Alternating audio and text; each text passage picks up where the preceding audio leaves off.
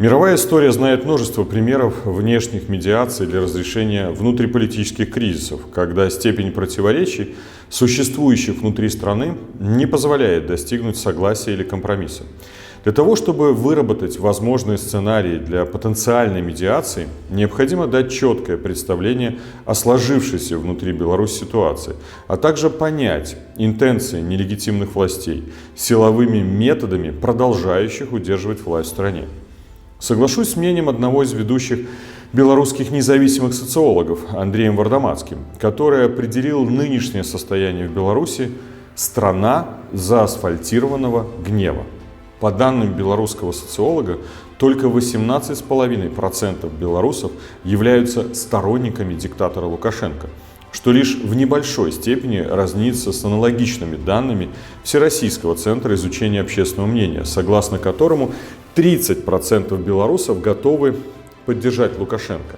При этом подавляющее большинство белорусов продолжает выступать за проведение досрочных президентских выборов.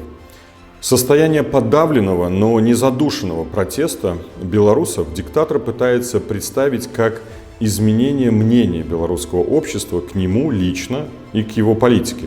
Однако ни для кого не является секретом, что иллюзорное затишье является лишь следствием самых массовых за историю Европы репрессий в отношении европейского народа.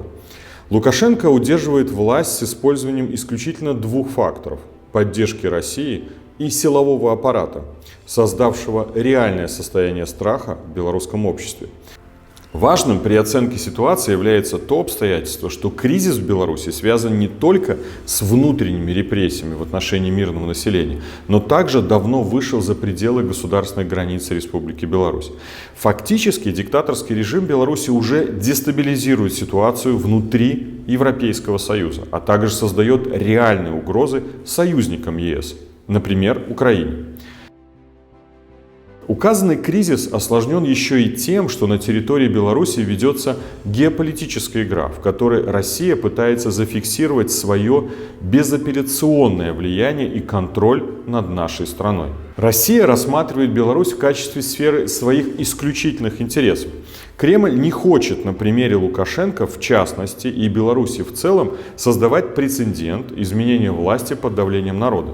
Это составляет пусть и ограниченную, но все же угрозу для устойчивости политической системы и для властных элит России.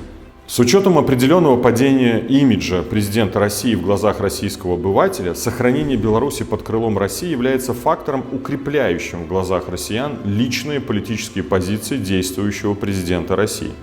Странам ЕС, США и их союзникам важно понять, что только противодействие режиму диктатора Лукашенко можно противодействовать реализации планов России. Постоянные вбросы вопроса о том, что давление на Лукашенко понуждает его дрейфовать в сторону интеграции с Россией, является фактически признанием того, что все готовы действовать по сценарию Кремля, а значит не усиливает давление на режим. Но важно понять, что за вхождение Беларуси в состав России выступает только 3% белорусов, данные исследований Андрея Вардамацкого. А большинство белорусов критично оценивает политику руководителя России. 45% отрицательно, 40% положительно. Это данные в ЦИОМ. В Беларуси нет согласия общества на сценарий интеграции, и это является главным сдерживающим фактором для Путина, а не иллюзия того, что Лукашенко является гарантом независимости Беларуси.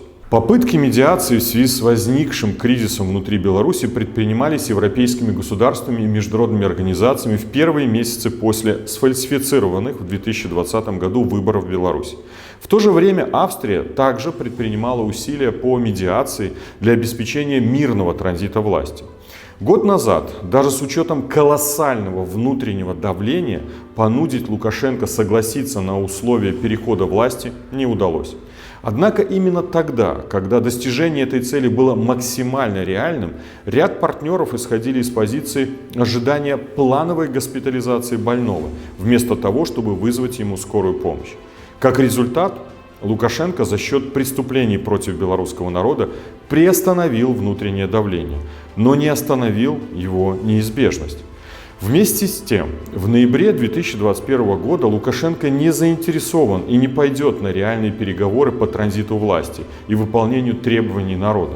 Освобождение всех политзаключенных, прекращение репрессий, возбуждение уголовных дел по факту преступлений против мирных граждан, что является базовыми условиями для потенциального обсуждения требования проведения досрочных выборов. С учетом указанных обстоятельств считаю важным сфокусировать внимание европейских партнеров на необходимости выработки единой стратегии внешнеполитического и правового давления на террористический режим Лукашенко, исходя из неизбежности и правовой обоснованности данных действий.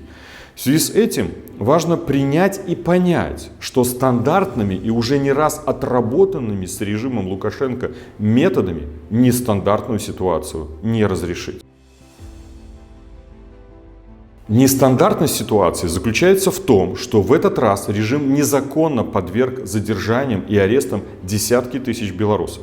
В тюрьмах тысячи политических заключенных. Ликвидированы все правозащитные, а также сотни других негосударственных, некоммерческих организаций.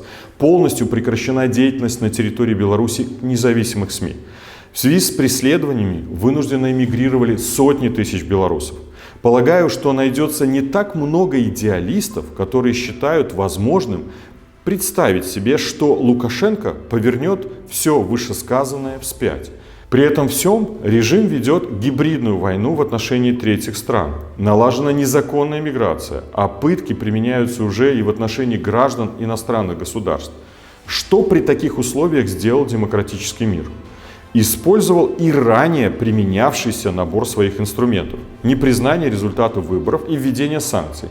Помогло ли это? Даже при понимании, что объем санкций более существенен, нежели применялся ранее, ответ – скорее это пока не стало фактором, остановившим режим, но создающим к этому предпосылки. Масштаб преступлений Лукашенко нарастает и принял экстерриториальный характер.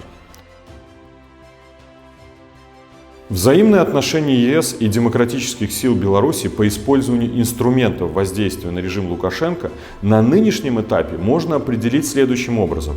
Завышенные ожидания демократических сил Беларуси наталкиваются на заниженное желание использовать имеющиеся у демократических стран возможности. Представляется, что конференция должна сконцентрировать внимание на выработке именно стратегии разрешения регионального европейского кризиса, центром которого является Беларусь.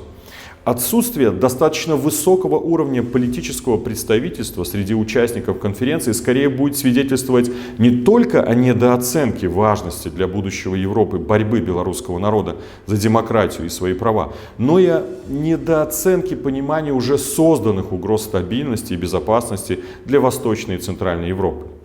Философия того, что проблема с течением времени разрешится или скорее законсервируется, является утопичной и опасной, так как диктатор не способен и уже никогда не будет способен к внутренним изменениям, к диалогу и не откажется от агрессивной риторики и действий против общечеловеческих ценностей. Диктатору должен быть дан очень четкий сигнал «no way back», с одновременной демонстрацией набора политических и экономических неконвенциональных инструментов воздействия в виде международного непризнания с утратой международной правосубъектности, с проведением международной уголовно-правовой оценки его действий. Настало время не только назвать публично совершенные Лукашенко действия противоправными, но и начать правовое преследование за преступления против человечности и осуществление террористической деятельности. Если остаются мечтатели в Европе, которые считают, что возможно говорить о транзите власти для Лукашенко, то это возможно только при одном условии – когда Европа и весь демократический мир будет говорить с позиции доминирующего по отношению к Лукашенко. Сегодня, скорее всего, выглядит наоборот. Именно поэтому единственный субъект, который сейчас диктует условия, это диктатор. Отдавая должное Австрии и канцлеру Александру Шелленбергу, который принимает на себя большой груз ответственности за результативность проведения указанной конференции, представляется важным именно сегодня обозначить цель, которой должна служить конференция, из которой соотносятся цели демократических сил Беларуси. В свою очередь, цель демократических сил Беларуси – внутреннее мобилизация в белорусском обществе для выполнения требований белорусского народа.